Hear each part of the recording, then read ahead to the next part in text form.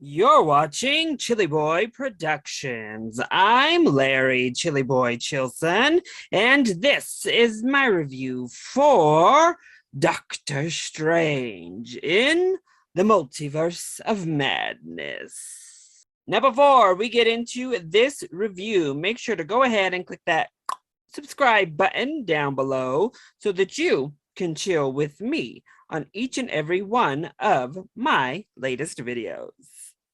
Doctor Strange in the Multiverse of Madness is a 2022 comic book adaptation directed by Sam Raimi. The film follows Dr. Stephen Strange as he casts a forbidden spell that opens a portal to the multiverse. However, a threat emerges that may be too big for even the doctor to handle.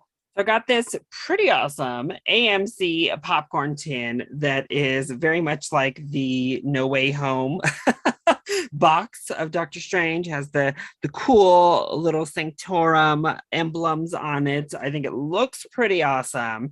So obviously I had to get one. But in general, I was so freaking hyped for this film. Those trailers were amazing. And in honesty, I say those, but off the top of my head, I can only recall really watching one of them myself, and I still think it's an amazing trailer. We're coming off of WandaVision, which I adored. We're delving further into the multiverse and all of these different worlds that we've really been exploring in the MCU over this phase 4. Plus, Sam Raimi said, yeah, they gave me pretty much free reign. I had control over this film, and that all just made me really, really excited to see it. Though, I also had just a touch of nerves because while I love Sam Raimi, he's obviously a legend, and most of his work I do really enjoy. Recently, a couple of his films have been a bit more hit or miss. I'm happy to report, though, Doctor Strange in the Multiverse of Madness was definitely a hit for me. So let's go ahead and start off with those positives.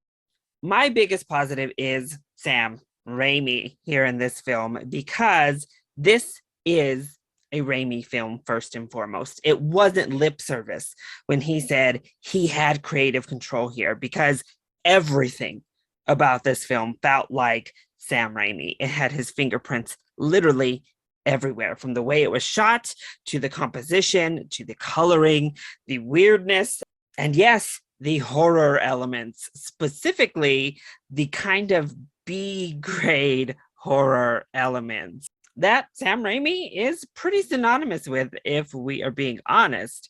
So much of this reminded me of a film like Drag Me to Hell, which actually is not a film I particularly love like everyone else does.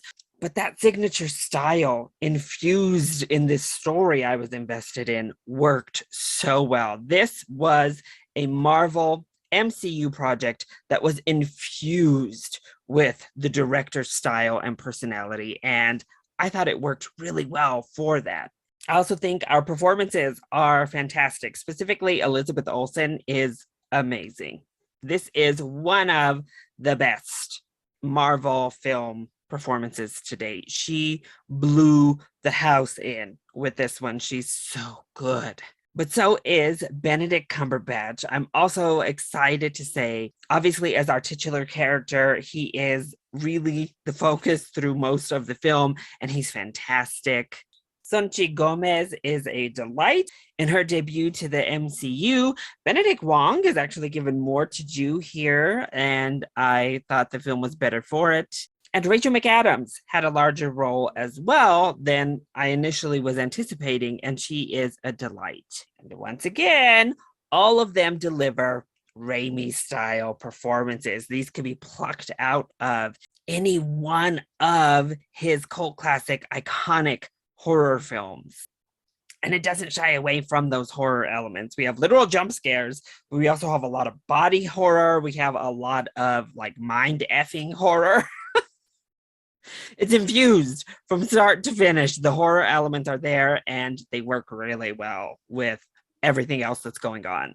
But not to be outdone, the visual effects are fantastic. Not only do they look great, truly one of those Marvel films that the textures of the creatures and the worlds look beautiful, but it's inventive. We really get to explore. That's one of the positives from the first Doctor Strange film is anytime this character is introduced in a fight sequence or in a big moment, the visual splendor on display is fantastic. Even in the Avengers and the team up films, Doctor Strange brings this fun element, and Raimi utilizes his power set and the madness of it all with Scarlet Witch and her power set to bring in some really inventive visuals. And then it was just a lot of small moments that I love. We have a lot of cameos in here. I'm not going to say any more, but there are a lot of really fun cameos to be had. My theater was hyped, and I think yours will probably be too. But little small character interactions that work really well, really small things from Elizabeth Olsen's performance that just set me off. They were so good. And even this small moment where we get to see Doctor Strange just kind of act as an everyday superhero. He gets to just go out to confront what seems like a normal, ordinary type of threat rather than a end of the world threat that, of course, we eventually get to. So then, what doesn't work so well when it comes to Doctor Strange in the Multiverse of Madness? Well, my biggest complaint is actually a complaint I have with storytelling at large recently. And it's really the depiction of grief, and specifically the characters that go through a large amount of grief or go through these really big traumatic situations, a lot of loss, and in really emotional ways, and how they're depicted on the other end of that grief, how their story really develops. And that's one of my main problems here. It led to a fun story in this film specifically, but by and large, it's a trend and it is a habit that I'm not fond of, and it's very present and very forefront in this film. And my other negative is the story itself is very basic. For a film titled The Multiverse of Madness, we go launching through all of these different multiverses, these different universes, which is cool. But really, America Chavez, a new Latina character here, is just kind of a MacGuffin. She really is just a tool. And she has a character moment in the film, but really she's not a character as much as she is a device for the plot itself. An introduction to her, but in her introduction, she's just a device, which is disappointing. And then the story itself is just pretty linear. It's very rudimentary, very straightforward, which I guess is a good tactic when you're throwing so much other madness in there. But when you sit back and look at it, we don't incorporate a lot of the other stuff we've learned about the multiverse or the other events outside of WandaVision specifically. And we have some real good conveniences that take place as well. So the screenplay is just kind of base level, which is actually kind of disappointing.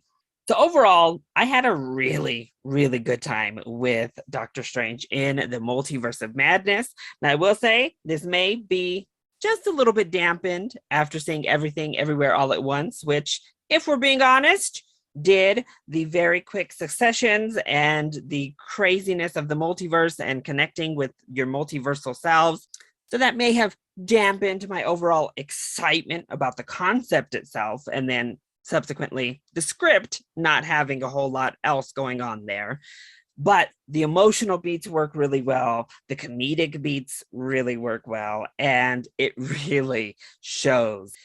And it really highlights Sam Raimi as a director and his completely unique and individual take on film.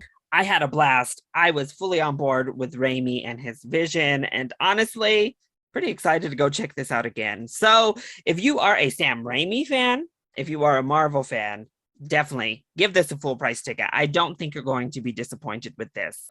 And yes, there are two post-credit sequences. One moves the universe along, and the other I had a whole lot of fun with. So you're definitely going to want to stick through to watch them both. So that was my review for Doctor Strange in the Multiverse of Madness. I hope you enjoyed it. If you did, go ahead, click like down below and subscribe to the channel so that you are always up to date on all of my latest videos. Also, join in on the discussion. Are you excited to see Doctor Strange in the Multiverse of Madness, or have you already seen it? If you have, let me know your thoughts either in the comment section down below, or you can hit me up on Twitter. I love you all so much for your continued support. Thank you for watching, and we'll see you next time. Bye.